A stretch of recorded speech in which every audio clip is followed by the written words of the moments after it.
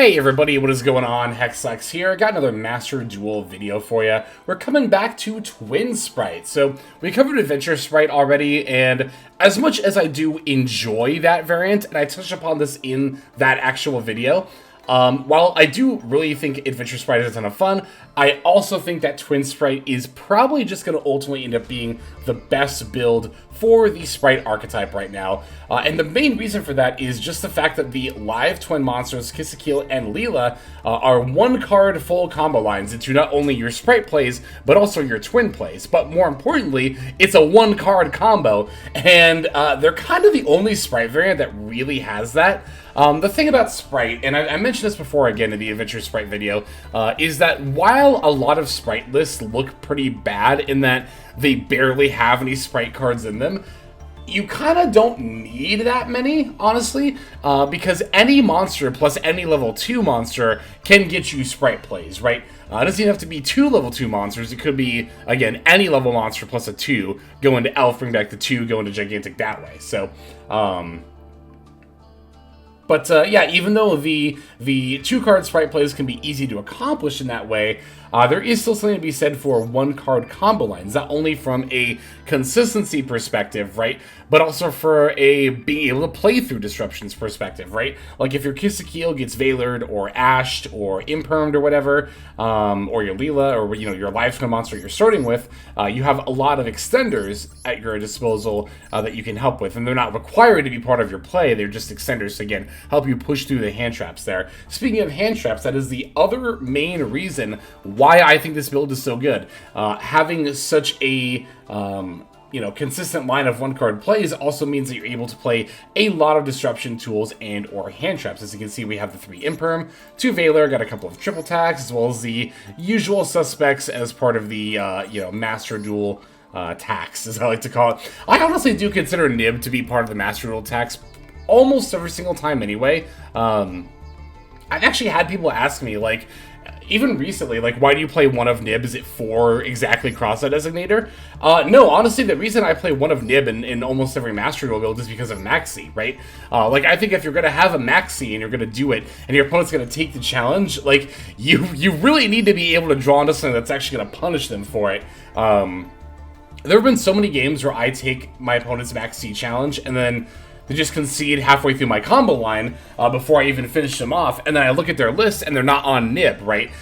So like they're banking on drawing like Ash Blossom, which they get one of, for the whole turn, and using that, or like maybe some Veilers.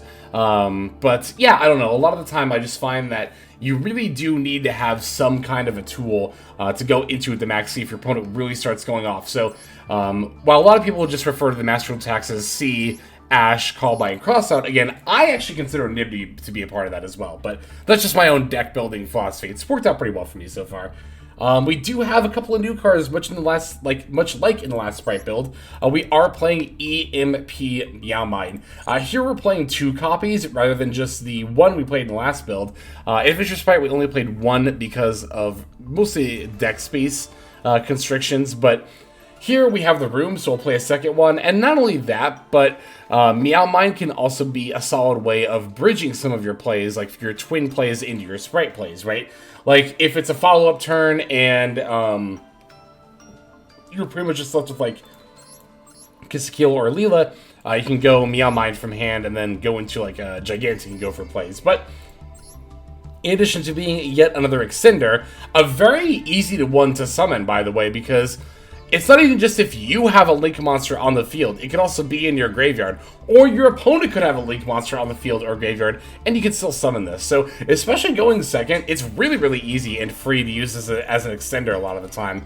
On top of that, it does, of course, also have the bounce effect, which can also be used, like, during your turn, and also, like, during the same turn that you summon it, which is kind of wild. So it's honestly not only just a good extender and disruption tool for going first, but it can also potentially help you as an extender and board breaker for going second. So Meowmine, I think, is a really, really cool card.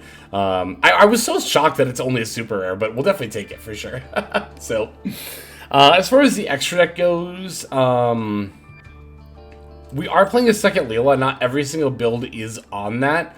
I just couldn't really think of anything else I really super wanted more than the second Leela. Like, I could actually see a world where you do want Nightmare Unicorn here. Now, you might be wondering, like, well, we have Little Knight, and more than that, we already also play Goddess. Why would you want Nightmare Unicorn when you already have Little Knight? Well, the thing about Nightmare Unicorn, I've mentioned this before, that there are some situations in which Nightmare Unicorn just ends up being more preferable to SP, and in this case, Nightmare Unicorn being a Fiend is particularly important because the Evil Twin monsters do Fiend lock you as far as what you can summon from the extra deck for the rest of the turn, right? So if it's your opponent's turn and you activate Kiss the Kill, bring back Leela, pop a card, and then you use IP, right? Then with this current build, you can really only go into Underworld Goddess, but again, it is a possibility to drop Leela for the Nightmare Unicorn to have that option as well. You could also play Avermax. That's not a Fiend, but that is another decent IP target. Oh, decent. It's actually a pretty good one. But again, with it not being a Fiend, it's a little bit more of an ask. Now, you definitely still play SP Little Knight, even though she's not a Fiend, because she's just that good. So, we just always play SP Little Knight pretty much every single time here. You could play a rank 2, I guess, another one if you really wanted, but we already have our Gigantics and our Shadow Mosquito to be not only a Zeus pilot, but also very occasionally OTK as well. So I don't really know that you like super need any other rank 2s beyond that. So yeah, I think if I were gonna make a change to the extra, I'd probably just drop this for Nightmare Unicorn, but I don't even think that's super necessary. So okay, yeah, I mean, honestly, for the most part, build hasn't changed too much. Oh, one thing, I get asked this sometimes when I play this this deck, because I usually play 1 Secret Password and 2 Sunny Snitch as opposed to 3 Sunny Snitch. And I've had people ask, like, do I have to craft a secret password? No, you don't have to craft a secret password. You could just play 3 Sunny Snitch. However, I prefer 1 password, 2 Snitch as opposed to just 3 Snitch, because it's very, very, very, very niche, but if you open Password and Sunny Snitch, you could potentially bait an Ash Blossom with Password. You could also make an argument that you can get Drolled off of Password, and that's not good, but Droll is very, very unpopular right now. I just don't see it on ladder pretty much ever, so if we were in an extremely Droll-heavy meta, then I might just play 3 Sunny Snitch, but I think it's worth it to just play, if you already own it, worth it to play a Secret Password and then 2 Sunny Snitch. But if you don't already have this, you don't have to craft it. I honestly wouldn't even necessarily recommend it. If you don't own any copies, it's like not that big of a deal that it's worth spending 30 UR craft points just for this card. Excuse me. So yeah, I think that's about everything I have to say about the list. Let's break it down card by card, and then we'll watch these duels. So, we are on 2 Effect Veiler, 3 Maxi, 3 Live Twin Kissekeel, 3 Live Twin Leela, 1 Live Twin Kissekeel Frost.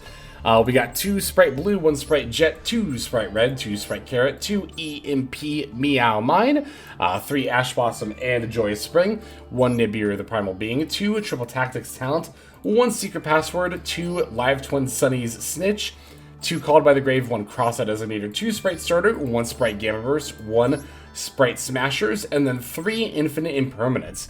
And that is going to be our main deck. For the extra deck, we are on 2 Gigantic Spright. We got 1 number 2 Ninja Shadow Mosquito, 1 Downer Magician, 1 Divine Arsenal Awe, Zeus, Sky Thunder, 1 IP Masquerena, 2 Evil Twin Kissekeel, 2 Evil Twin Leela, 2 Spright Elf, 1 SP Little Knight, 1 Evil Twins Trouble Sunny, and then 1 Underworld Goddess of the Closed World. That will do it for our list. Let's see these games. Okay, so our first opponent is going to be on 60 card Paleo. They are rocking a Horus package as well. It's a good thing I don't mind playing against this deck. Otherwise, I might have some choice words to Joshua Schmidt for making it popular. No, I'm kidding. It's whatever.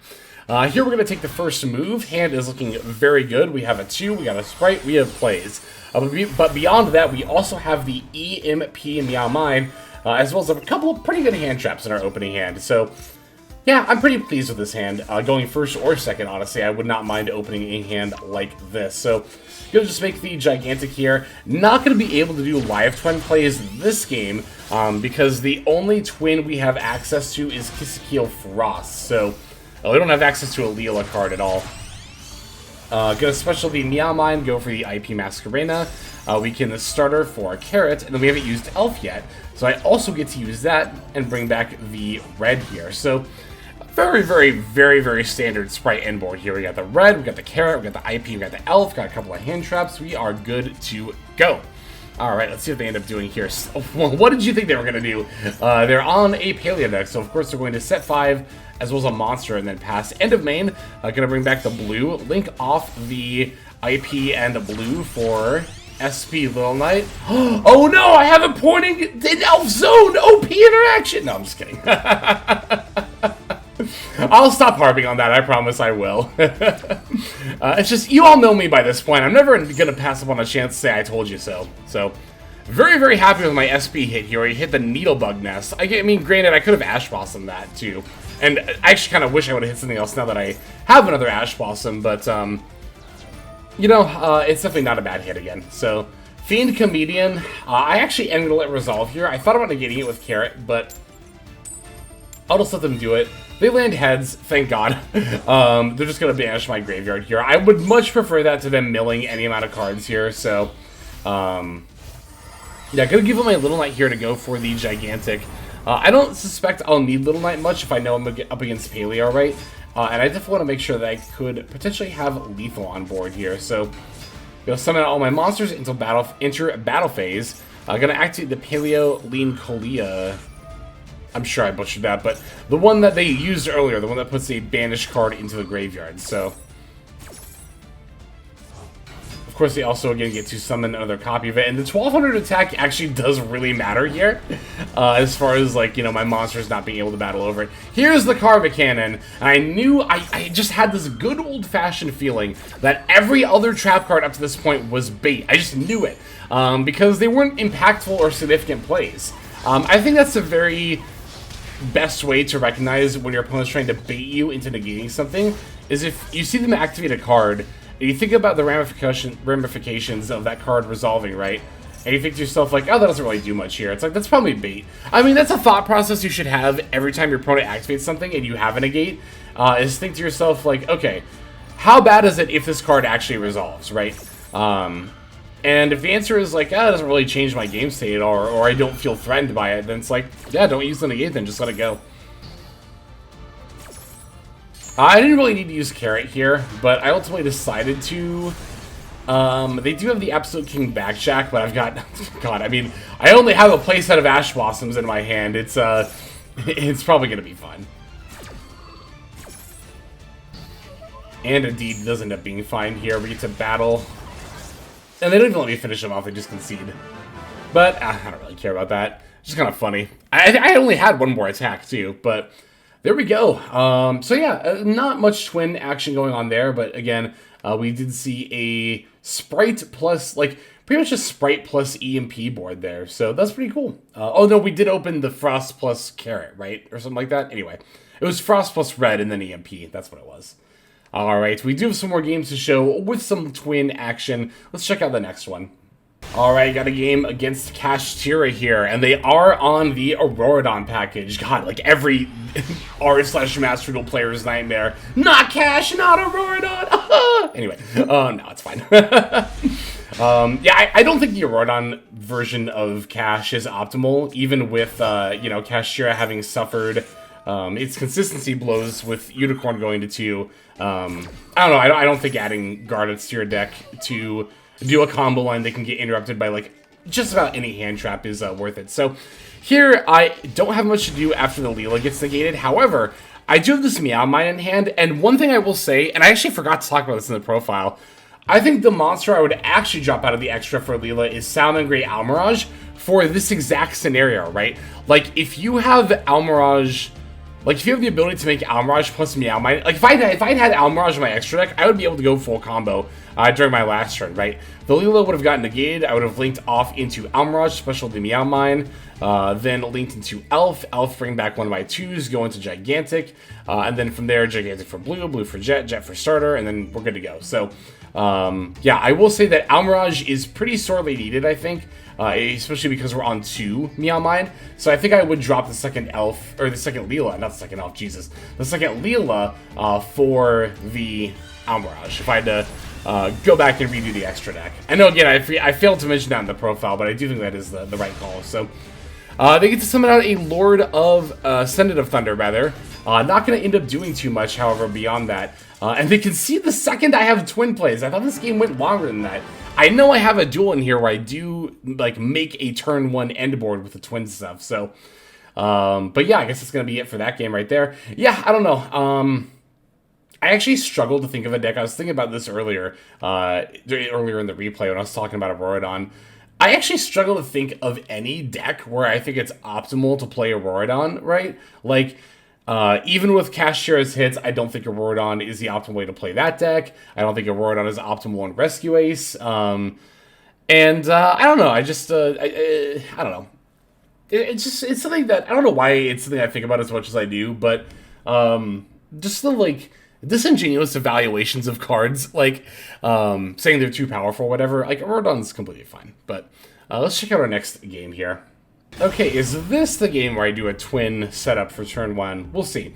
Our opponent here is on a pile of engines. They're playing Adventure, Cash, and Horus, but not really anything, like, no through-line archetype to kind of connect them all. Funnily enough, I've actually thought about playing Adventure, Horus, and Cash, some combination of those with Spright.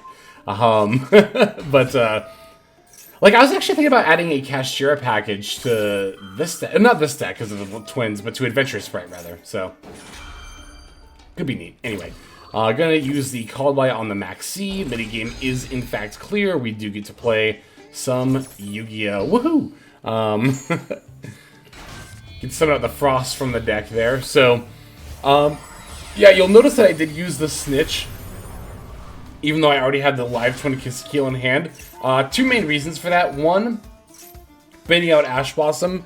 Potentially two, is that the Kisakeel, or rather the live twin Leela, summons out the Kisakeel Frost, which is very, very good to have in the graveyard to get an extra draw, likely to get an extra draw if your opponent starts doing some searching during their turn. I'm not on Kisakeel, Leela Treat, the like Halloween one, because I don't think you need that extender that badly, and that extender's extra effect isn't that good. But I could see a world where, like if Meow Mine wasn't out, I'd probably end up playing a copy. Although, now that I mentioned that, I don't think I played a copy the last time I played this deck, so maybe not, but... Alright, we got the Elf, got the Kisakeel, gonna go starter for the Carrot, set a card, set another, and then pass it back over. So, yeah, that's a pretty... If you only open the one live twin, that's a pretty typical turn 1 end board. Unfortunately, you do need an extender to be able to also set up IP, so... Here, because I didn't have any extenders at all, which is actually pretty rare, because again, you have so many, all of your Spright monsters and the Meow Mine. That's 2, 4, 6, 8, 9 extenders right there. You know, I know what else doesn't count the potential to Sunny Stitch for Frost sometimes. Anyway, though, I don't know. Oh, you know what? I could have done that. Oh, shoot. Why did I do that? I should have normal summoned Kisakeel, specialed Leela, and then Sunny Snitch for the Frost, and then specialed it, and then I could have ended on IP. I knew there was a better line here. That's one of the reasons why I want to go over this replay, and that was it right there. It's also why I find talking about just making the videos, the process of talking over the replays is so helpful. Like, so many, I just think of how many opportunities where I was able to learn or realize something because I was reviewing a replay and talking over it, and I'm just like, wow. I definitely recommend that, you know, people do that just in general, not even just, like, if you're making YouTube videos, but, you know, reviewing your replays, especially your losses. I think we are going to win this game, but especially your losses and trying to figure out what you could have done better, I think is a very important skill to have. So, here, I'm just going to do everything in my power to keep them off of the King's Sarcophagus, right? Like, I don't know, I saw Adventure and Horus stuff, and I actually kind of did wonder if it was going to be just, like, a pile of engines type of deck. And keeping them off the King Sark did end up getting us there. Now, granted, I would have much preferred to have done that either way, because nothing on our board can battle over the Imseti that would come out. But, again, I saw the Adventure stuff, and then... Well, we saw the Imseti, and then the Adventure stuff, and I was kind of thinking to myself, like, what deck has room to play Adventures and Horus. I guess there is Phantom Knight, but yeah, I don't know. I mean, I guess there is that. But also, to be fair, with only 2 cards left in hand, it would need to be pretty much exactly Torn Scales plus Silent Boots for them to be able to have plays. And we also still had a Nib in hand. So even if they did end up having an actual archetype they would combo off with, we did still have some amount of plays, almost no matter what would happen. Also, the Imperm, duh. That would be, I was like, we have another Disrupt we didn't use there. It was the Imperm is still face down. So I felt fine focusing my Destroy on the Leela and Banish on the Smashers on getting rid of their Field Spell and Kingstar just to make sure they didn't have access to that part of the engine there. Do got one last game to show. Let's finish off with that one. And our final opponent is going to be on Bestial Horus, which is something that I considered but didn't really explore too much. The idea is that, from what I can tell, or at least from what I saw on my opponent's list and what I was thinking about, you know, the idea is that you got Bestials at level 6. You got Horus monsters, which are level 8. You know, level 2 tuners, pretty good with both of those cards there, because, you know, level 8 and level 10 synchros, they tend to be not too shabby. So, anyway, I'm going to Ash the Crimson Gaia. I did that because I just assumed it was going to be Rid/Resonator, but no, they're actually using the Crimson Gaia for the Vision Resonator. Me not owning Vision Resonators or Crimson Gaia is pretty much the main reason why I haven't tried this deck yet myself, but I won't say never, you know. There is a world where at some point I cave and I craft some Vision Resonators, and this will probably be one of the first decks I try if that happens anytime soon. But Zombie Vamp, finding them a Black Metal Dragon here. That's pretty not good for me, as it means they get to go into Striker Dragon, then, of course, use the Black Metal Dragon F2, summon the Red Eyes Darkness Metal, or add, and then they can banish the Striker. You know what I mean, so. Alright, they get to bring back Druid Swarm, normal summon the Vision Resonator. Woof. Again, very not good for me here, as they get to make the Stardust Excel. And then a 10, I believe it's Dissipator? It does, in fact, end up being the Dissipator. Dissipator bringing back the Saronir that got banished earlier, linking off the Saronir and Dissipator in order to summon out the Spheres. The Heavenly Spheres. Oh, and then also Zombie Vamp and Red Eyes Darkness Metal are going to become IP, I believe? Yes, IP Masquerena. And there we are. One face down card later, it is now our turn. So I will end up leading with the secret password. I think this is another game where I missed the opportunity to normal Kissekeel. It is, yep. Again, I should have normal Kissekeel. Well, I don't know. No, well, I have a carrot in hand, so I already have an extender, so it's fine. Yeah, I don't know. I don't know why I keep blanking on that in these games. It just was not on my radar at all when I was playing. But that is definitely something to be mindful of. Very, very mindful of. Anyway, we get to use the Ash Fossil against the Spheres F here. They do still have IP into Dissipator. Well, IP into SP. Using the Dissipator here. Which I imagine is probably what's about to happen. I guess summon the Spright Elf. Yep, here is the IP. Now, here's the thing, though. I do get to bring back the blue off of the Zombie Vamp mills, but their face-down card does end up being Imperm, which that is going to be enough to stop me. But, God, it's so close, too, because if it weren't for that Imperm, I could have brought back blue, then, you know, put it into the Elf Zone. Blue, add Jet. Although, couldn't they have banished Elf and then waited for an open game state to then use Little Knight's effect to banish itself in blue? I think that would be the case. I'd still be in the same spot. Yeah, actually, now that I think about it, I think I would still be in the same spot, even if they had not had the Imperm. I thought initially that was the deciding factor, but I don't think it actually ends up being. Yeah, I don't know. I did play a little bit sloppy, I guess, here, and in the last game, of course, in regards to missing out on a body in terms of opening Kissekeel plus Sunny Snitch. But honestly, like, here, I don't think it ended up making the difference. The last game, it would have made the difference, though, because, again, I would have been able to end on IP instead of just Carrot in the other Elf Zone that the Kissekeel wasn't in. But yeah, okay, that's going to end up doing it for these games. Thank you so very much for watching this video. Let's just move on now to our outro.